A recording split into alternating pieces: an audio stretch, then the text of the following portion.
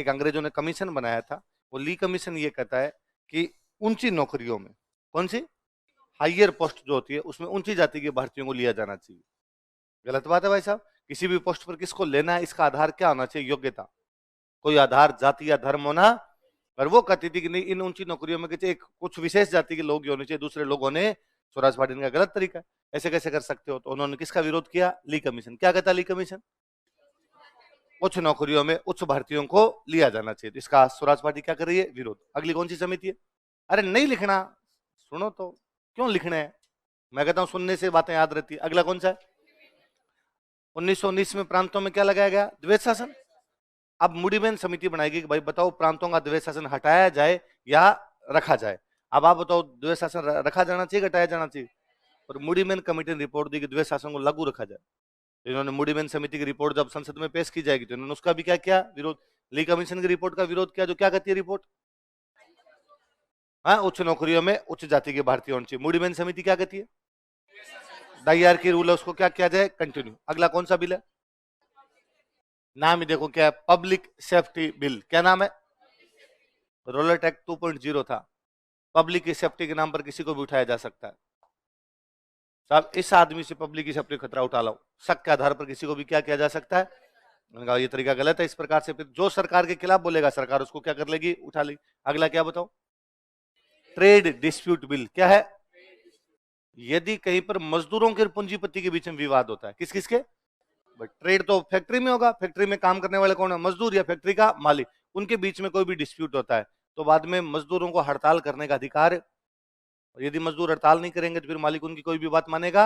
अभी तो क्या मालिक पर ये होता है कि भाई तूने ये नहीं किया तो हम क्या कर देंगे, हड़ताल। तो थोड़ी बहुत मानता तो है, फिर जब उसको पता चलेगा कि हड़ताल तो ये कर भी नहीं सकते तो कोई भी बात मानेगा। तो ट्रेड डिस्प्यूट बिल में किसको घटा, मजदूरों को। पब्लिक सेफ्टी बिल में किसको घटा, जनता को।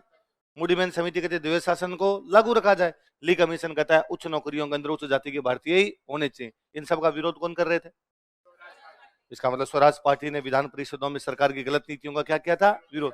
फिर भी स्वराज पार्टी का पतन हो गया। तो स्वराज पार्टी 1925 तक ज्यादा ज्यादा धीरे धीरे क्या हो गई थी, समाप्त। अब क्या है, जब पार्टी बनाई थी ना तब तो वे सारे लोग इकट्ठे हो गए जो कांग्रेस के खिलाफ थे, जो कांग्रेस की रणनीति में बदलाव चाहते हैं वो सारे लोग एक तरफ आ गए। उनका जो कॉमन मिनिमम कोई प्रोग्राम है तो वही है कि भाई कांग्रेस के हम क्या है खिलाफ, तो वो सारे के सारे मिल गए। पर वो आपस में भी एक दूसरे के खिलाफ थे। वो इसलिए मिल गए थे क्योंकि उनको किसका विरोध करना था, कांग्रेस का। कारण अब स्वराज पार्टी में एक कोई मेंबर है हिंदू महासभा का, किसका मेंबर है, हिंदू। एक आधे कोई मेंबर है कम्युनिस्ट, एक आधा कोई मेंबर है उदारवादी, एक आधा कोई मेंबर है मुस्लिम का। तो अब ये आपस में लड़ने लग गए थोड़े दिनों बाद स्वराज पार्टी वाले। क्यों, मदन मोहन मालवीय, लाला लाजपत राय टाइप के लोग अलग हिंदुत्व टाइप के लोग थे, मोतीलाल नेहरू इस टाइप के लोग नहीं थे। कैसे बढ़ेंगे आपस में, कहीं का ईंट कहीं का रोड़ा, भानुमती का कुनबा जोड़ा। अलग अलग विचारधारा के लोगों को आपस में ले लिया था, वो अलग अलग विचारधारा के लोग बाद में आपस में क्या होने लगे। और ये हमेशा होता है। भारत में 1977 तक एक ही पार्टी की गवर्नमेंट बनती थी, कांग्रेस। किसकी बनती, 52 में चुनाव है कांग्रेस, 57 में चुनाव है कांग्रेस, 62 में चुनाव है कांग्रेस, 67 में चुनाव है कांग्रेस, 71 में चुनाव है कांग्रेस, 75 में इंदिरा जी लगा गए आपातकाल। आपातकाल लगाने के बाद में जो भी विपक्ष के नेता थे उन सबको पकड़ पकड़ किसमें डाल दिया, जेल में। और 77 में कहा इमरजेंसी हटाते हैं और चुनाव करवाते हैं। तो वे सारे नेता जो इंदिरा जी के खिलाफ थे उन्होंने मिलकर चुनाव लड़ा। तो अब उनका मिलने का एकमात्र आधार क्या है, इंदिरा का विरोध। इंदिरा का विरोध, लड़ लिए चुनाव, लड़के जीत गए, आपस में लड़ पड़े फिर, क्योंकि वो पहले एक थे नहीं वैसा। वो इस बात पर एक साथ आए थे क्योंकि उनको इंदिरा जी की क्या करनी थी, खिलाफत। अब इंदिरा जी तो बाहर हो गए, अब अपने पास सरकार आई, तब सबको प्रधानमंत्री बनना है, तो सारे आपस में लड़ने लगे। ये अरविंद केजरीवाल वाली पार्टी, ये हुआ था इस पार्टी के साथ में। शुरुआत में देश के खूब सारे अलग अलग हिस्सों के लोग आंदोलन में जाके जुड़े। अन्ना जी वाला आंदोलन चल रहा था, कई लोग अमेरिका से नौकरियां छोड़ छोड़ के आ गए थे कि भारत को भ्रष्टाचार मुक्त करेंगे। और बस अब एक जादुई व्यक्ति आएगा और भारत में भ्रष्टाचार को पूरी तरीके से क्या कर देगा, मिटा दे।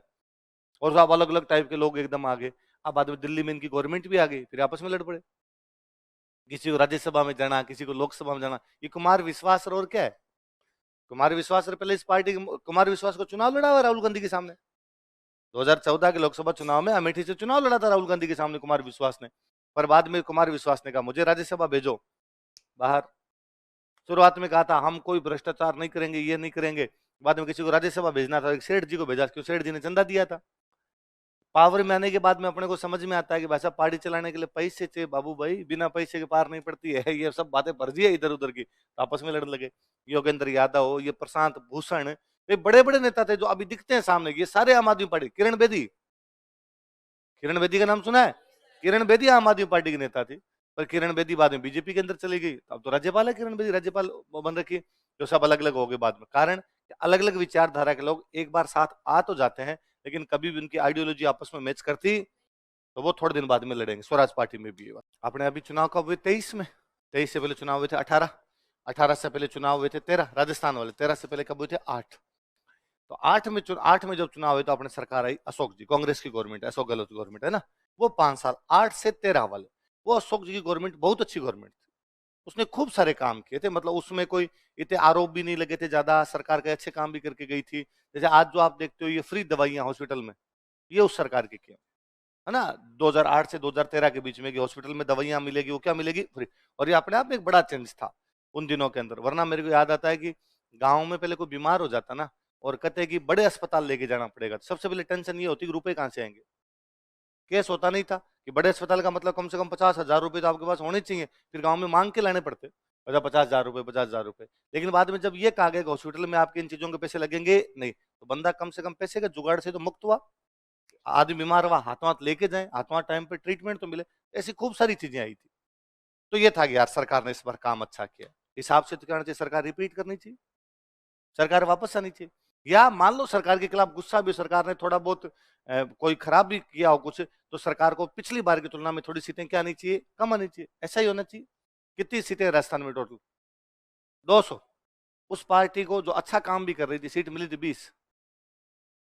कई बार आप अच्छे काम करते हो लेकिन लोगों तक उनको पहुंचा, तभी अशोक जी का स्टेटमेंट था कि हमने अच्छे काम किए लेकिन जनता तक उनको पहुंचा। और बीजेपी, तब मोदी जी नए नए देश में उभर रहे थे, बीजेपी ने कहा साहब अब मोदी जी आने वाले हैं, इसलिए बीजेपी को सीट मिली 150। कितनी मिली? 153 सीटें आई, 156 या 153 सीटें, कांग्रेस के 21। तो कई बार होता है कि भाई कई बार आप अच्छे काम करते हो लेकिन पब्लिक तक उनको डिलीवर नहीं कर पाते। स्वराज पार्टी के साथ भी हुआ। फिर दूसरा देखो 1919 वाले अधिनियम में हमने पढ़ा था कि भारतीयों में मंत्री बनने की प्रतिस्पर्धा उत्पन्न हो गई थी, बताया था। अच्छा, केंद्रीय विधानसभा में चुनाव होंगे तो मंत्री भी बनेंगे, प्रांतों में भी चुनाव हुए तो प्रांतों में भी क्या बनेंगे? मंत्री। जीत के स्वराज पार्टी गई है तो मंत्री भी कौन बनेंगे? स्वराज पार्टी। ये आपस में लड़ पड़े मंत्री बनने के लिए। वो कहे मेरे को, अब मंत्री तो सेंटर में 3 बनने थे, 3/8 सदस्य भारतीय होंगे, 3 बनने, अब 3 कौन बनने हैं? तो स्वराज पार्टी वाले आपस में लड़ने लग गए थे। फिर एक भाई साहब 47 के बाद में देश में सरकार किसकी आई? कांग्रेस। तो इतिहास भी किसने लिखवाया? कांग्रेस।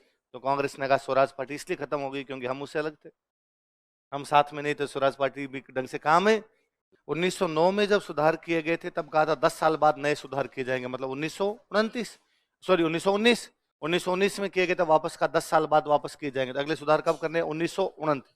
तो सुधार कब होने चाहिए? 1929। क्या सुधार होने चाहिए? इसके लिए बाद में कमीशन बनाया जाए। तो कमीशन बनना तो था 1929। कब बनना था? क्योंकि 1919 वाले अधिनियम में कहा गया कि भारत में अगले सुधार कब किए जाएंगे? 10 वर्ष बाद। ब्रिटेन में 2 पार्टियां होती है, एक पार्टी का नाम है कंजर्वेटिव पार्टी। कौन सी है? एक पार्टी का नाम है लिबरल पार्टी। कौन सी? 2 है, एक तो कंजर्वेटिव और एक कौन सी? लिबरल। अच्छा नाम से बताओ, कंजर्वेटिव और लिबरल में से इंडिया का पक्ष थोड़ा कौन लेती होगी? लिबरल थोड़ा इंडिया का पक्ष लेते होंगे, कंजर्वेटिव इंडिया का पक्ष। अब 27 में कंजर्वेटिव पार्टी की गवर्नमेंट थी, किसकी थी? 28 में चुनाव होने थे और कंजर्वेटिव पार्टी को एकदम साफ साफ दिख रहा था कि हारेंगे, अपनी जीत की संभावना। तो कंजर्वेटिव पार्टी यदि 28 में हारती है तो नई गवर्नमेंट किसकी आती है? तो फिर 1929 में सुधार कौन करेगी? और लिबरल पार्टी यदि सुधार करेगी तो भारत को कम सुधार मिलेंगे कि ज्यादा? कंजर्वेटिव पार्टी ये नहीं चाहती थी, उसने कहा यार 2 साल बाद में यदि सुधार हुए तो सुधार कौन करेगी? Liberal party. और वो क्या कर देगी? भारत को थोड़ा ज्यादा लिबरल हो जाएगी ना, ऐसा होने अपने खुद ही सुधार करके चले जाते हैं। कह देंगे साहब जल्दी सुधार की आवश्यकता पड़ गई। भारत भी ये नहीं कह सकता अभी मत करो, हमें आवश्यकता नहीं है। भारत कहेगा हाँ भाई करो, हम कह देंगे पड़ गई तो पड़ गई। तो उन्होंने 2 साल पहले साइमन कमीशन बनाया था। तो कोई पूछे कि साइमन कमीशन बनना 1929 में था, 27 में क्यों बन गया? कंजर्वेटिव पार्टी को हार का खतरा था और इसलिए उन्होंने 2 साल पहले साइमन कमीशन का क्या कर लिया? गठन। दूसरा, ये वो समय है, देखो 20 में असहयोग आंदोलन है, 22 में असहयोग आंदोलन बंद हो गया, बाद में कुछ नहीं चल रहा है स्वराज पार्टी को छोड़ के। जब असहयोग आंदोलन शुरू हुआ था, आपने कभी एक मूवी देखी है भगत सिंह पर? एक अजय देवगन की मूवी है the legend of Bhagat Singh, कभी देखी हो तो दोबारा देखना उसको, नहीं देखी तो देखना। तो उसमें एक सीन है कि भगत सिंह छोटा बच्चा है, दौड़ा दौड़ा आता है घर पे, और घर पे आके कहता है कि गांधी जी ने आंदोलन वापस ले लिया, और उस बच्चे के चेहरे पर अलग से रंग दिखाते हैं। मतलब एक बच्चे को भी लगता है कि यार गांधी जी आंदोलन वापस कैसे ले सकते हैं। वो सीन ये दिखाता है कि युवाओं में बड़ी निराशा थी, और युवाओं को लगता था कि यदि गांधी जी आंदोलन वापस नहीं लेते तो उस समय देश को आजादी मिल जाती, और गांधी जी ने आंदोलन वापस लेके गलत काम किया। तो युवाओं को लगा कि इसका मतलब गांधी जी के भरोसे देश को आजादी मिलेगी, तो फिर क्या तरीका हो सकता है, फिर कट्टा बंदूक लाओ भाई साहब, अंग्रेजों को उड़ाओ, क्या की जाए, क्रांति। इसलिए वो टाइम है जब बीच में भारत में क्या चल रही है, और क्रांति चल रही है। तो अंग्रेज क्रांतिकारियों को दबाना चाहते हैं, नरमपंथियों को अपने। बताइए ये बात। तो भाई हमने सिंपल सा कहा कि सुधार कहाँ करने हैं, भारत, तो हमसे तो पूछो क्या क्या करने हैं। 7 मेंबर, उनमें एक भी भारत का, इनको क्या पता क्या सुधार करने। और जब भारत में सुधार करने भारतीयों से पूछ ही नहीं रहे, तो ऐसे कमीशन की रिपोर्ट को भी हम स्वीकार करते। तो जैसे साइमन कमीशन भारत पहुंचा, हमने नारे लगाए, Simon go back, Simon, Simon तुम वापस जाओ, साइमन तुम वापस जाओ। और अलग अलग जगह, अलग अलग जगह अलग अलग प्रोग्राम किए गए। कहते लखनऊ में साइमन की एक मीटिंग होने वाली थी, और पता, और लखनऊ मीटिंग होने वाली, और सरकार को पता चला कि कुछ लड़के हैं बदमाश जो एकदम मीटिंग के अंदर घुस के करने वाले हैं, Simon go back, Simon go back. इसलिए चारों तरफ पुलिस लगा दी गई, एक भी कोई देख लेना आसपास ही फटक गया, एक एक अंदर आने वाले की तलाशी ली जाए, काले झंडे लेके नहीं आ जाए कोई।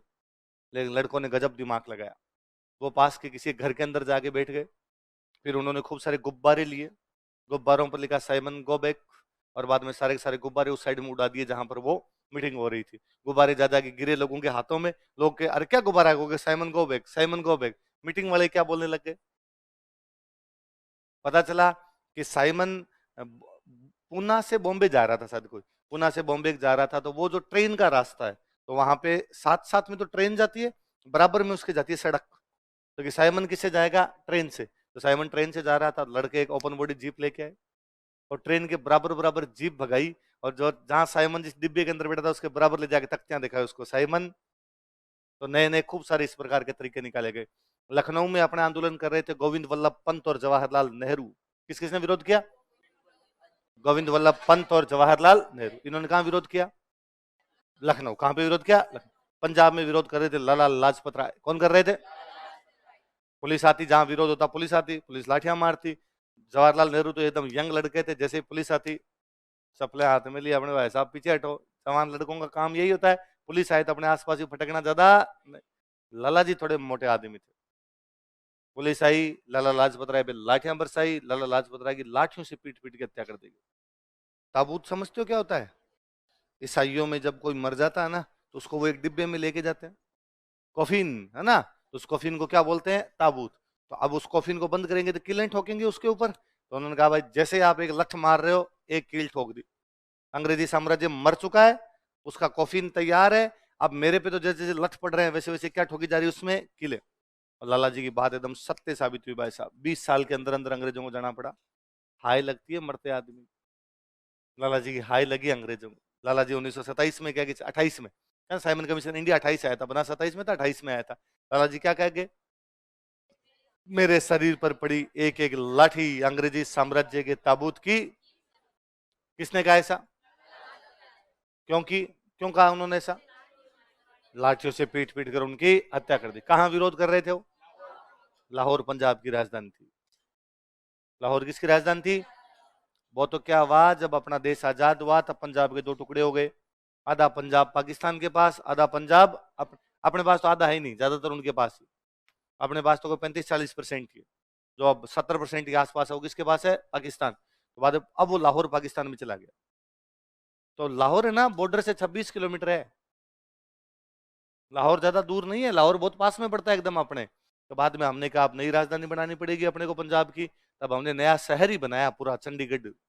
कौन सा बनाया, तो पंजाब की राजधानी कौन सी होगी अपनी, इसलिए पंजाबी फिल्मों में गाने आते हैं, जंजा जांदियां जो होंदियां लाहौर नु आगे चंडीगढ़ गेड़ियां क्यों मार दे।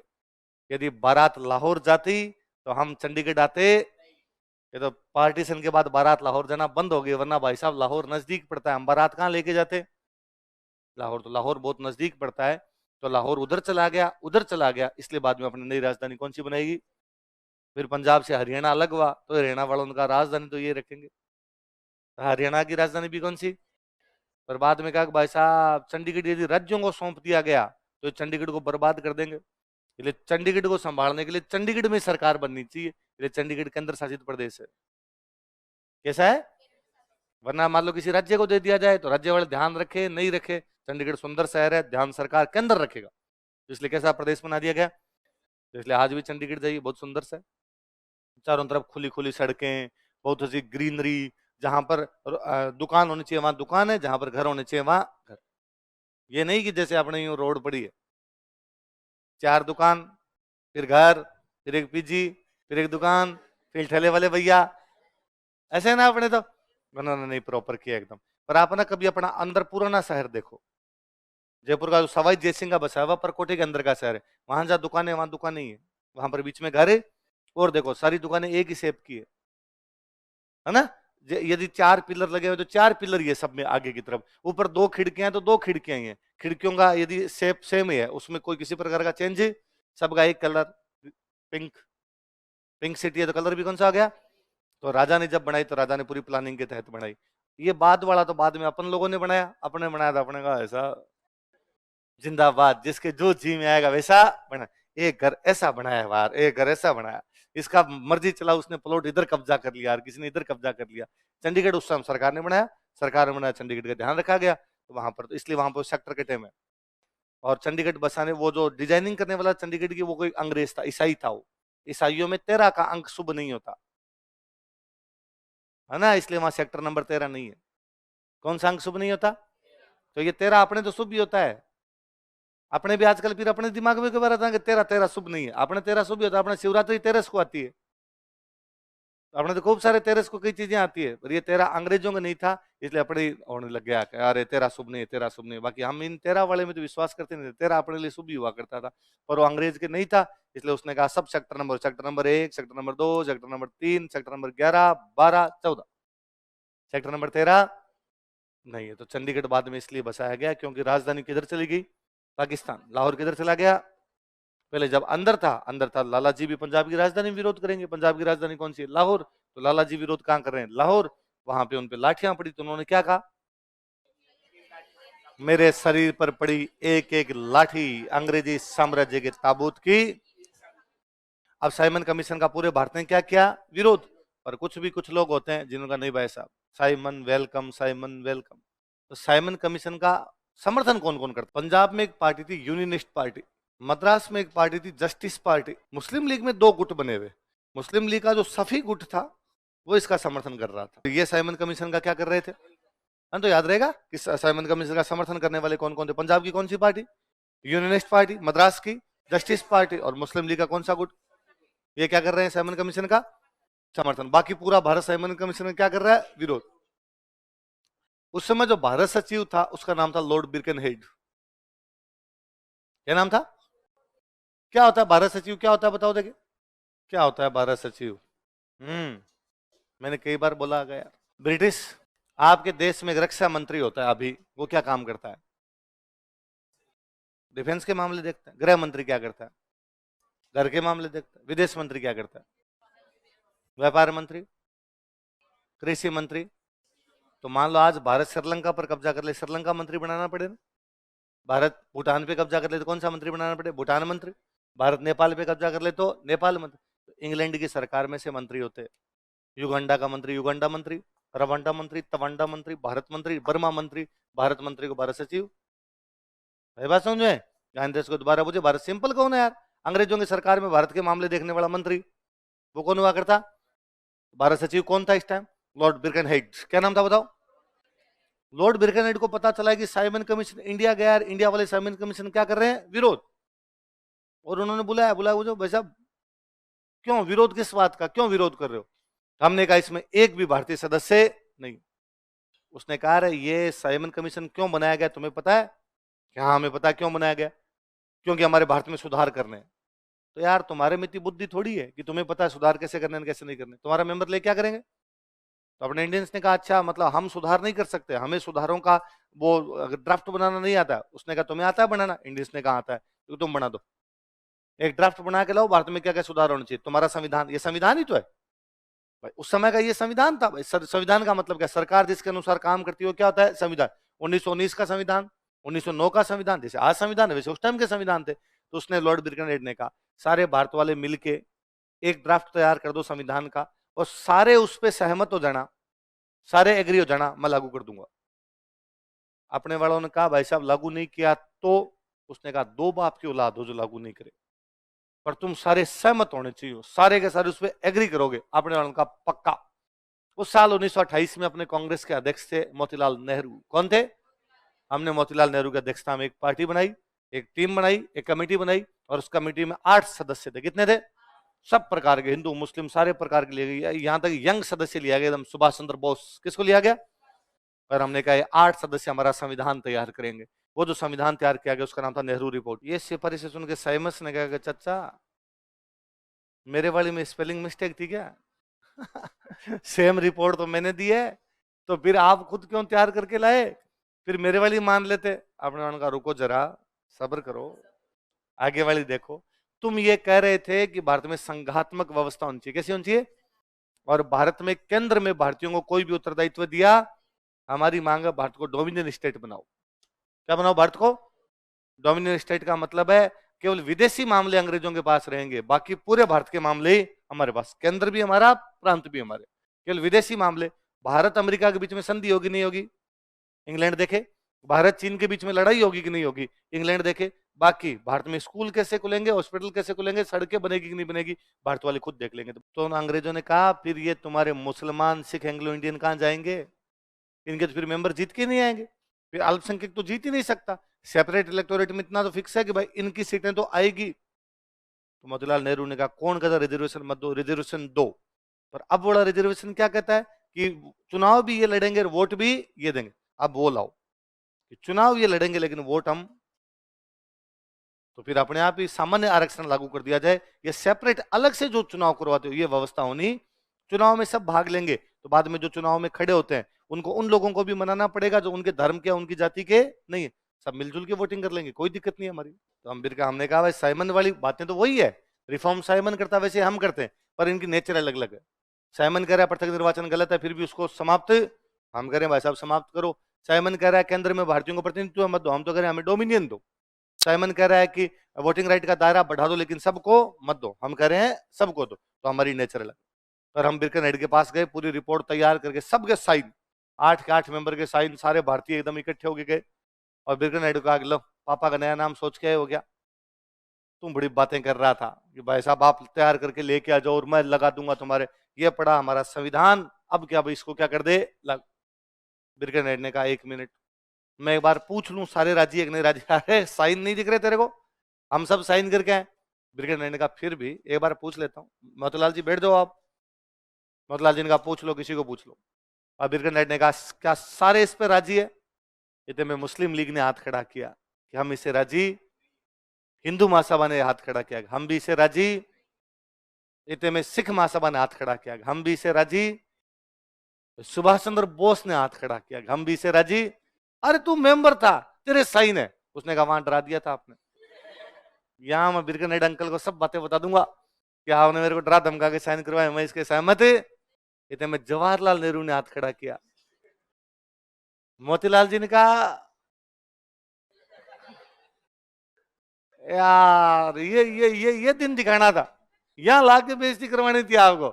जवाहरलाल ने कहा डैडी सत्य सत्य है, घर में आप बात मानते नहीं, यहां मैं कह रहा हूं आपने इसमें डोमिनियन स्टेट कैसे लिख दिया? सुभाष और जवाहरलाल नेहरू ये कह रहे थे कि डोमिनियन नहीं लेंगे, पूरी आजादी। क्या लेंगे? तो जवाहरलाल नेहरू और सुभाष चंद्र बोस ने किस बात का विरोध किया? Dominion state. डोमिनियन स्टेट ये कहता है विदेशी मामले किसके पास रहेंगे, और हम जो इसका विदेशी मामले नहीं, एग्जैक्टली इसका मीनिंग ये था उस टाइम डोमिनियन स्टेट का, कि अभी इसका मीनिंग ये होता है कि हम जो ब्रिटिश क्राउन को स्वीकार करते हैं। किसको स्वीकार करते हैं? British crown. मतलब हमारे देश में राष्ट्रपति नहीं होगा, हमारा जो राष्ट्रपति होगा वो किसको मानेंगे? British crown. मतलब हम उनकी कहीं ना कहीं सत्ता स्वीकार करते हैं।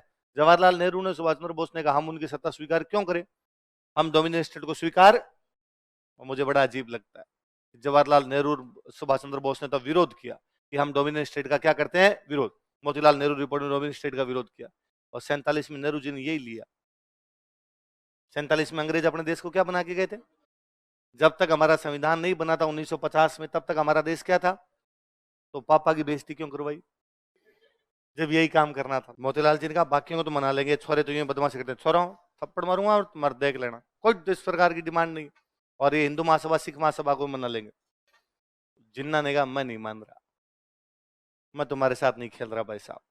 तो जिन्ना का तेरे क्या चाहिए? जिन्ना ने एक पर्ची निकाल, जिन्ना ने कहा ये पकड़ो, अपना संविधान अलग है। जिन्ना ने अपनी 14 मांगे पेश की। कितनी मांगे पेश की? तो नेहरू रिपोर्ट के विरोध में जिन्ना कितनी मांगे रखता है?